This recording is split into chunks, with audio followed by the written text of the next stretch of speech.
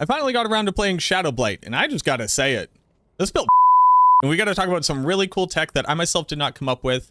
I'll have to give the credit over to Oz, who I was able to snipe some of this info from, but I will break it down for you as well. We'll talk about a lot of the changes I've already put on the max roll guide, so if you have that open, just go ahead and hit Control F5, you'll be able to see that new info. But I have an updated planner. I'll link everything down below. But we got to talk about it because Shadowblight is really performing in ways that I, at first, didn't really think it was going to feel altogether that fun to play. Luckily, it does, but we do have to talk about some of its shortcomings too.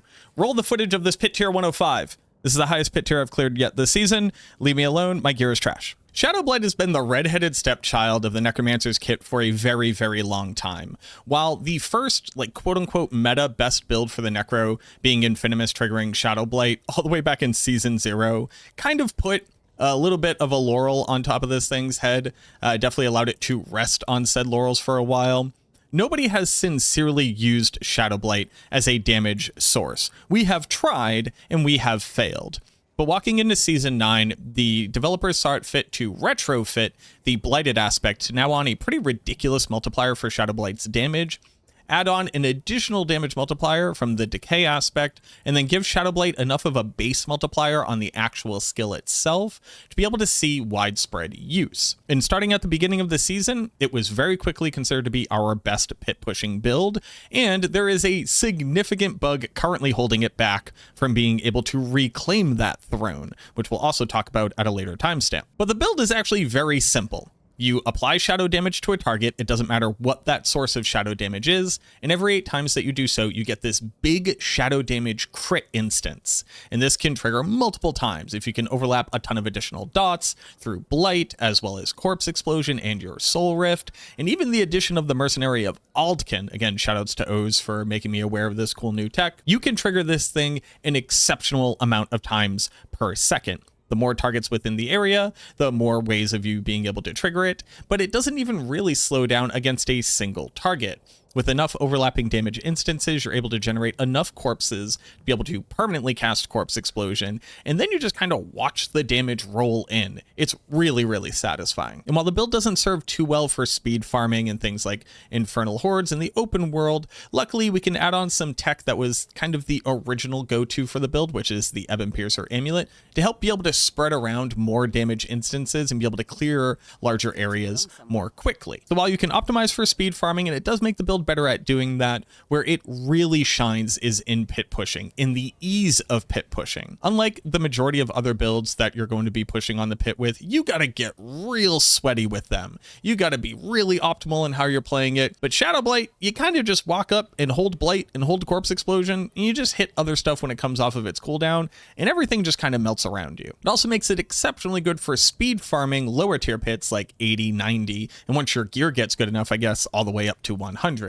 My gear is currently topping out at 105, and once you see just how dog water bad it is, I think you're going to be fairly impressed with that number in the first place. But this build is already cleared all the way up to 111, and while the new tech from AldKit is something that I had to discover, I have been able to bring some optimizations to the Paragon, just to be able to help you eke out a little bit more damage, fine-tune it a little bit better. So let's go ahead and look at the gear. I'll very quickly go over the skill tree and the Paragon, just because there are differences there, and then we'll have a mechanics section as well. Feel free to jump around to whatever timestamp you find most valuable for your time. You're not going to offend me, but if you're already very interested in this, if you've been looking forward to this video, could you please consider subscribing to the channel? I've had a ton of new subscribers join recently. I'd like to say thank you to everybody who has clicked that button. And we're trying to get all the way to 100,000 subscribers and get my first little silver YouTube play button before the end of the year. So if you can help me on that journey, I'd love to have you. Leave a like on the video and comment down below if you find anything interesting, any questions that you might have that don't get answered in this video itself,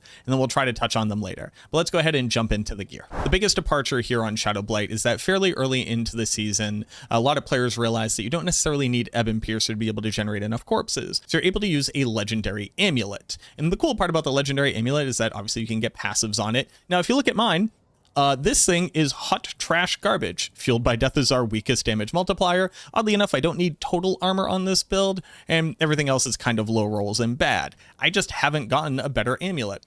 And the biggest issue with that is because there's actually a bug right now. This is the thing holding it back, and because it touches on itemization, it would make sense to cover it here. You'll notice that we will no longer have any points in Gloom. Gloom doesn't work for Shadowblight. Why? I don't know. I've reported the bug to the developers. Hopefully it gets fixed soon, but at least for right now, it doesn't work.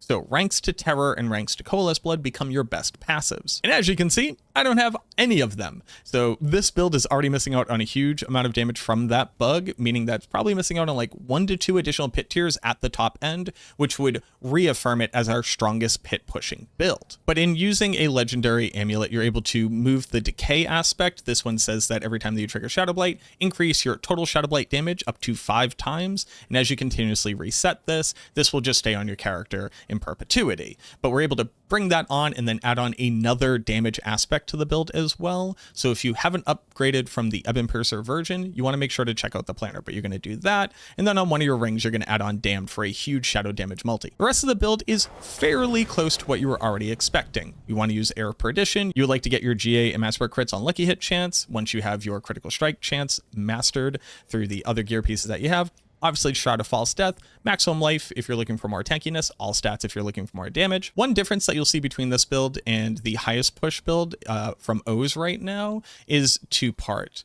You, technically speaking, don't need to have maximum life on your gloves at all. The build is fairly tanky. You can see without drinking all of my potions and elixirs, I'm actually at 13k maximum life. So I'm definitely a bit overcommitted on life here. And what you could do is you could put lucky hit chance on your gloves. That would restore your resource, as opposed to having it on your weapon. And then on your weapon, you could have more additive damage like critical strike damage. So that would be a very minor optimization for damage. I like to have the maximum life. I like to have the full restore down here on the weapon. So that might just come down to taste for you. We definitely want to get as much corpse tendril size as we possibly can, even sacrificing that on our boots to be able to get more of it, as opposed to having soul rift duration. In pit pushing, you have 100% uptime on soul rift. You don't have to worry about it.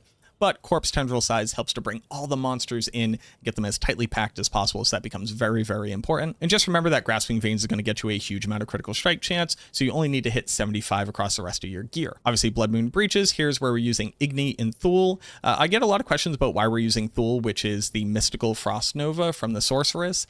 Whenever a target gets hit by this, they take 15% increased damage. On top of that, it applies vulnerable and it freezes targets. So a lot of great CC, very good stagger application on bosses. But that vulnerable uptime is really nice, especially in a pack, and it gives the same amount of damage as Ohm does. You just have to hit targets with it. For boots, since we have so many shadow skills on our bar, we're going to be hitting 100% bonus movement speed, so you don't really need movement speed on them. Here's where you can stack on a huge amount of armor to be able to hit cap, even without incense, and then getting just the movement speed temper in the corpse tendrils. This is where you put Cursed Aura, so you actually have a way of applying it. Then for the weapon, on the ancestral version of my build, I previously had Blight cast twice here, because I thought that the Ebon Piercer bolts were going to be really key to be able to generate enough corpses. Turns out you just don't need it. So you are going to go at Titan's Fall on the weapon. Here's where you put Blighted. Blighted is going to trigger like dozens of times per second, depending on how many targets you have. So it's like really, really easy to stack up a huge amount of damage over the 6 seconds. We're going to be using Ahu Cax for a huge damage multiplier. This also triggers very effectively with all of your overlapping damage over time. As you can see, I've missed with all but one of my Masterwork crits, so I'm missing out on a ton of damage here. But that's fine, it's good enough. For the amulet, you would want GA Intelligence, you would want Coalesce Blood and Terror. If they ever fix it, you would want Gloom. So if you have a Gloom necklace sticking around, just go ahead and toss that into your stash in case it gets fixed this season. You would also want Ultimate Cooldown, as well as more shadow damage. And then here's where you put Decay. We're going to be using Idol from Below as the jewel from the seasonal jewels. For your rings, you actually want GA on the attack speed. I'm missing out on the last attack speed breakpoint. You need to get up to 94% when you include the Elixir of Advantage, which means you need to get some GAs and some Masterworks on it. But Intelligence, attack speed and maximum life. If you don't need the life, you can go with more crit damage, then shadow damage and ultimate cooldown. Here's where we're putting Sacrificial. Because we're doing shadow damage and it's vulnerable damage and it's crit damage, Sacrificial is an insanely powerful total multiplier here. We're going to be using this jewel. It's the whenever you use your catalytic skill, you're going to do additional damage over time. This basically makes it so that every single time that we cast Corpse Explosion, we're adding on another shadow dot application to every single target. This just helps in triggering Shadowblight that much faster. And then for the last ring, you want the same stuff. I happen to have GA on Lucky Hit Chance. It's just the best ring that I had for this. More shadow damage, more ultimate cooldown, and then this is where you put Damned. And then lastly, we're going to use Scornful Light. Scornful Light says you do 20% more elemental damage. And then Mercenaries, I'm going to stop here and really go over it because this was just like so genius. And I'm a little bit mad at myself that I didn't think about it. But it turns out that your Mercenaries aren't just there to kind of every once in a while grant you a very bad damage multiplier. Aldkin does shadow damage, and Aldkin doing shadow damage as one of your summons, which is what your mercenaries count as here, acts as if you have applied shadow damage and will trigger Shadowblight. So not only do their base attacks do this, but their haunt, which applies a damage over time effect to multiple targets, and when they die, it keeps jumping around. So this helps to propagate throughout an encounter. You're going to get a little bit of vulnerable uptime. We don't necessarily care about this one, but it does help because Soul Rift doesn't have a 100% application rate in a very large pack of enemies. Fields of Language is really cool. It's going to drop down an area that slows them and reduces their damage, so it makes you a bit tankier. It's going to increase the amount of damage that you do against those targets, but you also get to apply a daze. This helps with staggering bosses. But all in all, because Darkness will become the little angry shadow boy, he does a huge amount of AoE shadow damage perpetually. So he's triggering Shadowblight once every second to a second and a half in and out of his shadow form. That's just like good enough to include. It does mean that we swap over to Variana as the second best mercenary for triggering lucky hit chance. Your secondary mercenary really only serves the purpose of being able to trigger Decrepified, be able to reduce the cooldown, especially against a single target, and Variana's Whirlwind is great at doing this. I'm not going to bore you to death with the entirety of the skill tree because that's all down in the planner below as well as in the build guide, but I'll just call out the big things to keep in mind here. We don't care about the damage of Blight. We do not care about the damage of Corpse Explosion. We use Bone Prison because it increases damage taken by those targets by 15%, automatically applies vulnerable, and helps to keep all the enemies in a small area. This is really important so that all of your overlapping damage over time effects are applying to every single enemy simultaneously. If you want more survivability, you can use Blood Mist instead. You want to go all the way up to Dreadful Blood Mist for the crit chance and the crit damage multiplier when you get out of it. Necrotic Fortitude is how you generate all of your barrier. This is how you stay alive. If you need more armor, you can dump some points into Spiked Armor. We have more down below that you can pull from. Again, Gloom does not work for the build, so you don't want any points in it at all. It's not even just like kind of nice to have for your Corpse Explosion. It does nothing. I put my additional points into Corpse Tendrils. We're using Blighted Corpse Tendrils because we need to generate blood orbs, because one of our Paragon boards is blood begets blood, because there's no other damage multipliers for us to get. D4 devs, please give me a shadow crit board. It's wild that we don't have one since the game was created, but there we go. That's why we're using that. And I put additional points into Corpse Tendrils. Against a single target, you can have a little bit of trouble resetting Corpse Tendrils enough to have 100% uptime on Grasping Veins, the aspect. So putting in the additional 4 points drops you down by about 2 seconds. If you want, you can take these points and put them into Spiked Armor. I haven't really had issues with this, but it helps a little bit with speed farming. Lastly, if you don't need the crit chance, you don't need the points in Inspiring Leader. I just currently do. And then we want to max out Soul Rift. And again, we're using Shadowblight, obviously. It's the entire name of the build. For Paragon, this is where I probably made the most changes to the build, reincorporating the glyph of Gravekeeper after talking with O's and being convinced of it. But not only that, I think in optimizing the pathing a bit more than what you might have seen elsewhere. So in your primary board, we're going to be picking up Abyssal. Once you have picked up every single node in your Paragon board, you're just going to start picking up random intelligence, and this is going to allow you to more efficiently path through certain areas. So that's why on the final boards, if you're looking at it, you're going to see a lot of intelligence picked up everywhere. Up into Flesh Eater, we're actually going to be putting Gravekeeper. Gravekeeper is going to return to the build. I just haven't put it in yet. The damage multi to healthy targets helps you to be able to chew through the healthy status so that you can activate the Essence glyph as fast as possible to regain that damage multiplier. And even against bosses that only spawn a couple adds every once in a while, you have enough corpses on the ground to benefit from the second damage multiplier. I thought at first you would just eat all the corpses way too fast, but it turns out that's not really an issue. Building over into Scented Death, this is where you're going to pick up Eliminator. Really great place to be able to pick up additional armor and additional max life, as well as additional damage reduction if you are feeling squishy. By the time you're at this point, so I'm at Paragon 233, you can pick up all of this. Over into Blood Begets Blood, which we very upsettedly have to use because there's no other options. This is where we're going to put Essence for a huge crit damage multiplier. And then we're going to build over into Finality. Finality is where you're going to find Sacrificial. It actually is better than Exploit. You would think that Exploit would give you more additive damage than Sacrificial does, but Sacrificial literally gives you more vulnerable damage than the glyph that gives you vulnerable damage when you put it into Finality, a board that just happens to have a vulnerable damage node. That's insane. This also shouldn't be true. Devs, if you're taking notes, this should not be possible. Exploit probably should be the best glyph for vulnerable damage, but that's neither here nor there, I guess. You can also pick up additional maximum life down here, and you can also pick up more res and armor up in these nodes if you're still missing some. So how do I feel about the build? Well, honestly, I was very happy with experiencing the build in the pit. In the pit, it feels great. It's probably the easiest build I've found to pilot in the pit, second only to Sever, which just kind of holds down the Sever button and doesn't stop until everything is dead. Similarly here, you just kind of spam Corpse Explosion. If you need to every once in a while, you cast some Blight. You're going to drop a Bone Prison to keep everything nice and tightly packed. And it was really nice to have a more proactive build as opposed to playing minions, which I've been playing this entire time. The issue that I have with the build is the moment that you try to bring it out to do things like the Harbinger, where oddly enough, generating a ton of corpses against objects like the portals and being able to apply damage fast enough to trigger Shadowblight is just kind of bad. So I do think that the build is not necessarily great for bossing. If you're just doing Belial, it's fine. He just kind of stands in one place. If you're fighting any boss that has mechanics or moves, it's a completely different story.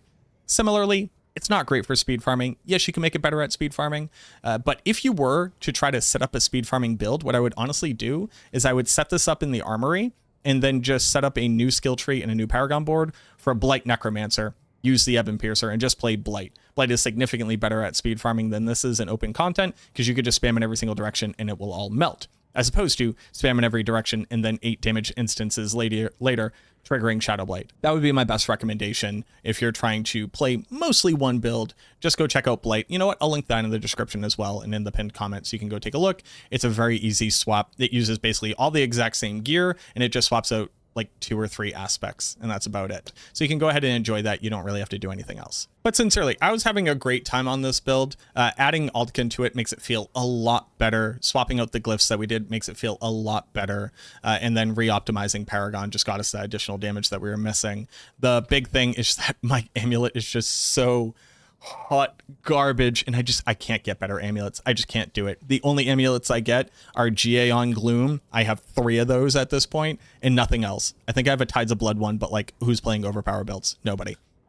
If you also can't find a good amulet, shout out down in the comments. I would love to have compatriots to be able to share in our misery together. But there you go. That's the update to the Shadowblight build. Very happy with it. Again, shout outs to O's and just generally the community that's been pushing on it. I definitely got to learn a lot from there. So thank you very much for that. And hopefully my contribution in the Paragon optimization does anything at all. It's not going to. It's like, I don't know, it's like 5% more damage. But at the very least, I get to feel like I participated. Again, if you're brand new to the channel, subscribe to it. You don't want to miss out on anything. I try to bring you the best content that I possibly can. That's why I can't just pump out a video every single day, because a lot goes into making the videos. I'm my own editor. I'm my own manager. It's just me. It's just me, guys. It's just me in the chair. So if you appreciate it, clicking that button would mean a lot to me. Clicking like on the video and leaving a comment down below is the best way to help get that video out to as many people as possible. That's enough of me shilling for myself. Thank you so much for watching this video. I truly, truly hope that it helps. I look forward to seeing you in the next one.